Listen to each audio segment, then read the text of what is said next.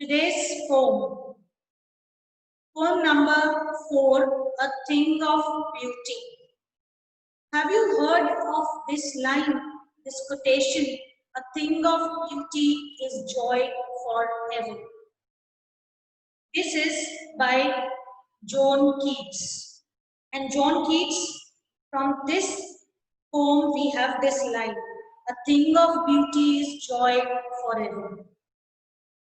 This is the opening line, beginning of the poem, A Thing of Beauty. Before going into the poetry part, let me tell you something about John Keats. He is a romantic poet. He belonged to romantic age. 1795 to 1821 is his tenure is given. So John Keats was a British romantic poet. In English literature, there is a romantic age. Now the meaning of idea of romantic age, what we perceive is different than that. When people were tired of all monotony, they entered into the domains of nature. Wordsworth stepped forward and started writing poetry on nature, poems on nature. Coleridge came forward, Samuel Taylor Coleridge, and even Keats was one of the remarkable poets of this age. So, romantic age, when people were tired of the past ways and their trends and cults and all. So, a new emerging poetry came up, and that was this type of poetry which uplifted them from inward. It did not force them to believe in pre-notions, prejudices. It gave them a respite. So Wordsworth, Coleridge, John Keats, like that. We are reading about John Keats, who was a British romantic poet. Although trained to be a surgeon, Keats decided to devote himself wholly to poetry. Keats' secret, his power to sway and delight the readers, lies primarily in his gift for perceiving the world and living his moods and aspirations in terms of language. The following is an excerpt from his poem Endymion, a poetic romance.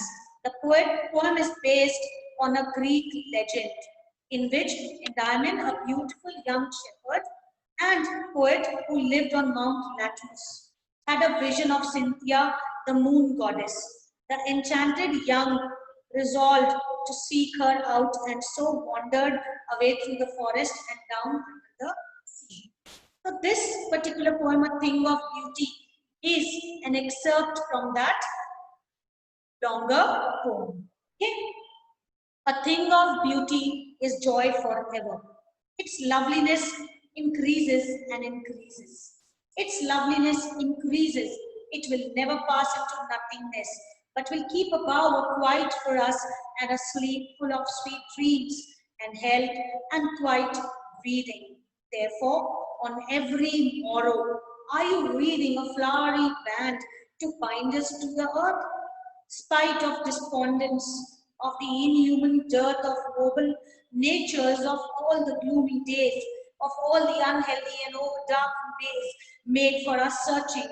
Yes, in spite of all, some shape of beauty moves away the poor.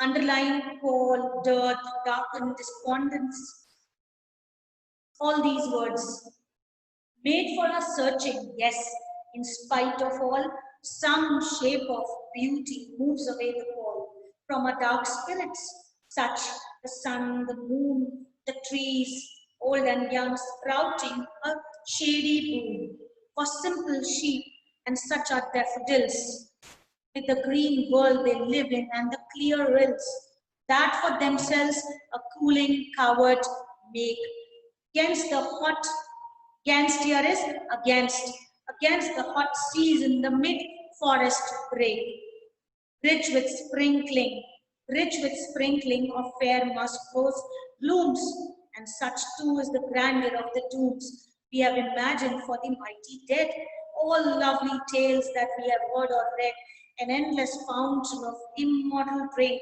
pouring unto us from the heavens bring.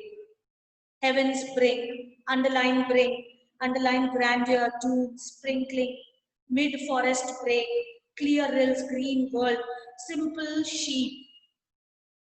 You will have to prepare all the meanings of these phrases. Right? Flowery bands, darkened ways, dark spirits, shady boom. Let's move now to the explanation part. Pay attention. Okay, Nachiket, still there problem in some connectivity? That day you couldn't switch your camera on? Today also the problem is there? Yes, ma'am. Okay, no issues. Get it done so that you can keep it on. Okay, now let's move to the explanation part. A thing of beauty is a joy forever. Dear children, a thing of beauty is eternal. Learn the word eternal. If a thing is a thing of beauty, it is eternal. It will give you everlasting joy. What does the first line mean? A thing of beauty is capable of giving you infinite joy. That joy is not transient. That joy is not short-lived.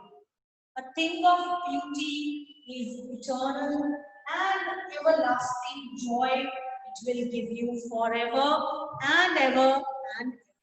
Let's move to the next line. Its loveliness increases and increases and increases. So the loveliness of the thing of beauty never comes to an end. It is not ephemeral. Let me tell you another word opposite of eternal. Epheneral. Opposite of, right? So they are antonyms of each other. Eternal, everlasting. Ephemeral, short-lived. Short-lived. Transient, transitory. Transient. Okay? It shows transience. That shows short life. You have done in science perishable, imperishable. Right? So a thing of beauty is eternal, is everlasting. Its loveliness increases and increases. It never will pass into nothingness. It will never come to an end. It will never finish, but will keep a quiet, but will keep above a quiet for us. What is this word?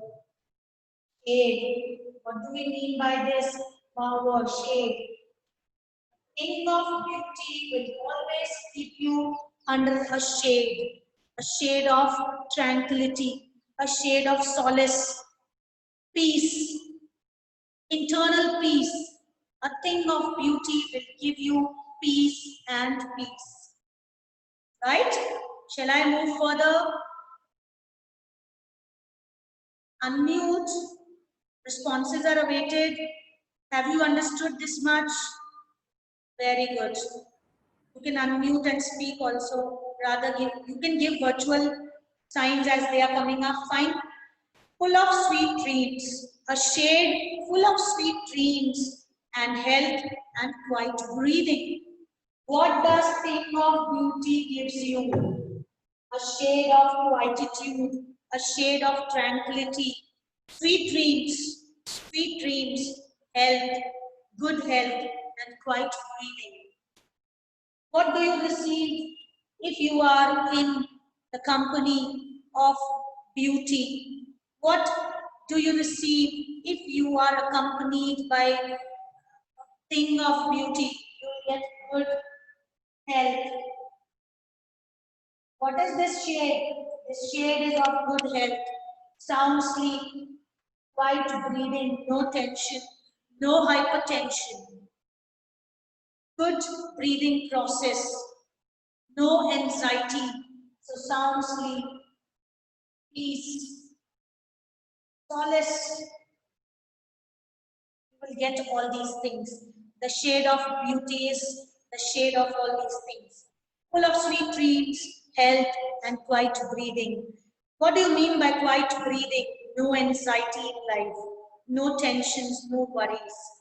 Therefore, now the poet asks, therefore, on every morrow, are we weaving flowery band to bind us to the earth? Are we creating some bond with the earth? Are we creating some linkage with the beauty of nature, with the beauty of the earth?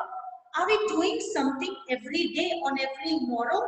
Every day, are we creating, knitting that flowery band of memories of good things that bind us to the earth? Are we connecting a bond with the earth? A beautiful bond with the earth? Spite of despondence, disappointment. What do you mean by despondence? Disappointment. When you are disappointed, okay? Disappointment, right? So, in spite of despondence, in spite of evil in the world, dissatisfaction in the world, there is inhumanity. There's a phrase, despondence of the dearth, of inhuman dearth of noble natures. That means noble natures, good natures, beautiful hearts are less in the world. There is dearth, there is lack of noble natures. In spite of that, there is some shape of beauty. There are gloomy days. There is despondence. There is gloominess. Our days are gloomy. Our days are unhealthy. Our ways are unhealthy, so our days are unhealthy. Our actions are unhealthy, so our hearts have become unhealthy. We are not at peace. We are always running and rushing like a machine. Right? So, because now I'll repeat the lines, you pay attention. Spite of despondence, of the inhuman dirt, lack, underline and write, lack of noble natures, of the gloomy days, of all the unhealthy and over dark days, our ways are quite dark, our ways are quite unhealthy. But in spite of all these things, there is some shape of beauty. There is some beautiful beauty. Beauty, it will be exaggeration if I say beautiful beauty. So some shape of beauty is there that removes the pall from our dark spirits, removes the cover, removes the foggy, misty air from our hearts, from our spirits. What is that that removes that darkness? That is the thing of beauty that removes that darkness, which has covered our spirits. Right? Such is the sun. Now the poet discusses such is the sun, the moon, trees old and young, sprouting a shady moon. See the rhyming words, moon, moon, all, days, ways, dirt, earth, breathing, keep, sleep, forever, never. If I start from the top, I started from the bottom. If I start from the top, forever, never. Keep, sleep, breathing. Earth, dirt, days, ways, all, moon. What is a moon? Take your pencil in your hand and write moon means blessing. There are often questions, in a board exam. What do you mean by the term boon? What do you mean by the word pole? What do you mean by the phrase darkened ways? That means our trends, our cults, the way with which we are moving is not so healthy. Our ways are quite unhealthy.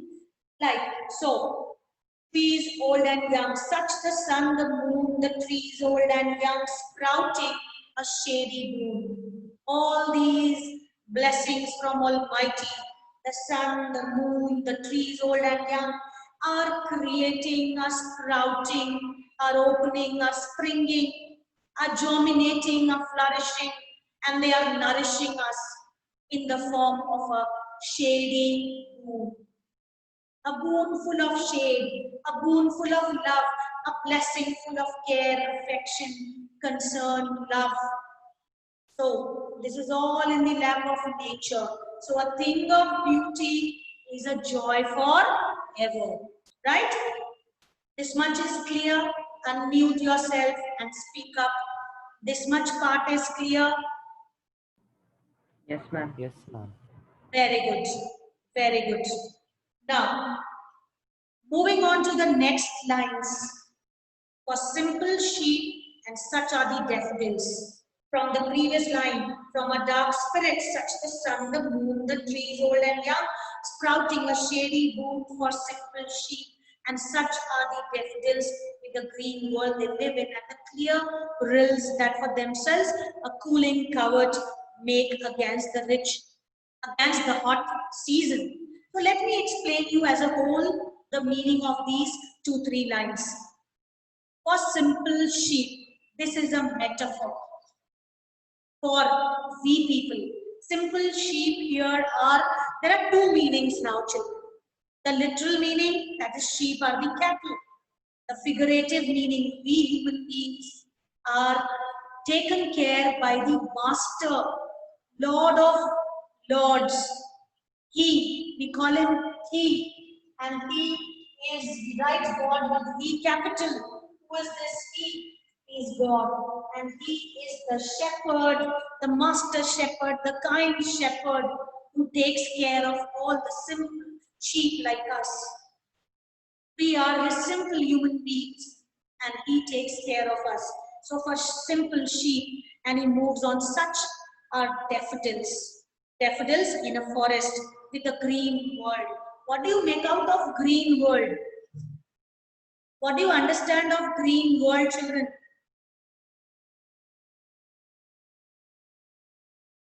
Forest? When I ask you something, unmute and speak up. Okay?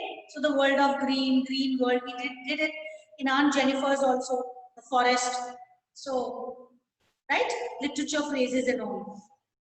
With the green world they live in, where do we find the daffodils? Right? In the countryside. You might have done in your junior classes daffodils.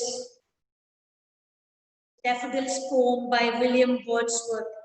I'm 100% sure you might have done that poem in your class 7th or 8th or 9th or like that. With the green world they live in, and such are daffodils with the green world they live in, and clear rills, clear streams. Write down the meaning of the word rills. Streams. Yes, small streams that flow in the forest and add to the beauty of the forest, that scenic beauty that we often go to see also sometimes. So that for themselves a cooling cover to make. All these things, the sun, the moon, the daffodils, the green world in which the daffodils dwell, or even daffodils with the green world they live in, personified daffodils have been personified, and the clear rills, they make a cooling covert. What do you mean by covert? Covert, a shade, again, cooling, cool shade, shelter. Write down cover, shelter. What will you write? Shelter. All these things give us a shelter to cherish forever, because a thing of beauty is a joy forever. And all these things make a cooling shelter against the hot season. Which hot season? Hot season of struggles. If you look at the surface, hot season, the summers, when the sun is upright on your head, right? Making a right angle on your head. Fine, but the figurative meaning, the inside meaning of hot season is struggles that a man does, that a man faces. So all these beautiful things are a shelter against the struggles, against the hot season of life. What are the two different notions expressed by the term hot season. So hot season on the surface level may be the hot season, right? And the second meaning, the struggles, the perils, the dangers, the ordeals that we did this term in the previous poem also. So all those encounters that a man has to face in the form of circumstances, challenges, against all that, thing of beauty becomes your partner, becomes your shelter, shade, and guides you.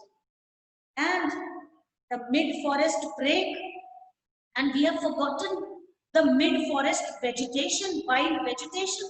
That is the beauty of the earth. That is the God-gifted natural beauty of this beautiful earth. So mid-forest break. What do you mean by break?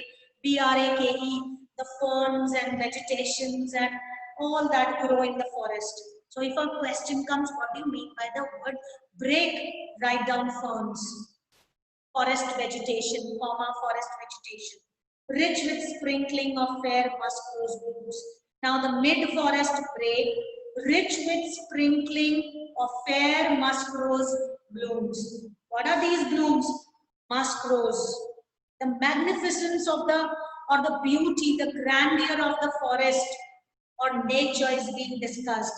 And all these things combined make one unanimous thing of beauty. Now moving further. And such too is the beauty or the grandeur of the tombs. Last 5 lines are a shift from nature to dooms. The poet says that there is beauty in grandeur in dooms also. How? There is beauty in dooms also. What is dooms? Views. I have explained you, I think, views. So there is grandeur, magnificence, elegance, right? Majesty. All these dooms, views are also majestic. Why? Because we have buried a mighty dead. See the next line. We have imagined for the mighty dead, and such too is the beauty, grandeur of the tombs. We have imagined for the mighty dead. When we bury someone close to our heart, when he is leveled with the sand, when he has departed for his final abode, we pray for him. We do funeral ceremonies of prayers and all. We do sessions for prayer for that mighty person of ours, because he was also great.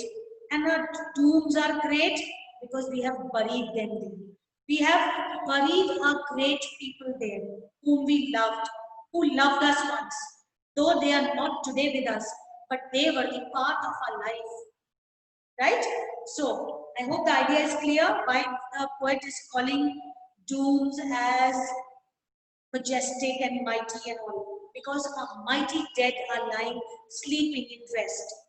All lovely tales that we have heard or read are a thing of beauty.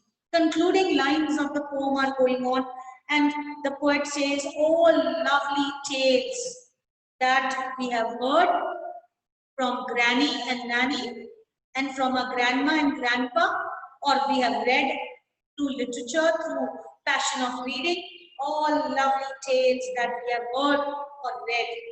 An endless fountain of immortal rain. What is this thing of beauty? This thing of beauty is a fountain of immortal rain. The other word for eternal is immortal, never ending. So, an immortal drink is flowing from the heaven, from the brink of the sky, from the brink of the heaven. What is this immortal nectar? What is this nectar drink? This is the thing of beauty. And it is in the form of all these things, whether it is nature, whether it is poetry, whether our dooms or runes. And so a thing of beauty is a joy for ever. All lovely tales that we have heard or read, An endless fountain is flowing. Endless fountain of beauty is flowing. And it is like immortal rain pouring unto us from the heavens brink. And it is falling and falling from the brink of the heaven. Right? And the characteristic of this drink, it is immortal. This nectar, it has come from the things of beauty, or a thing of beauty is immortal. It is not transient. It is not short-lived.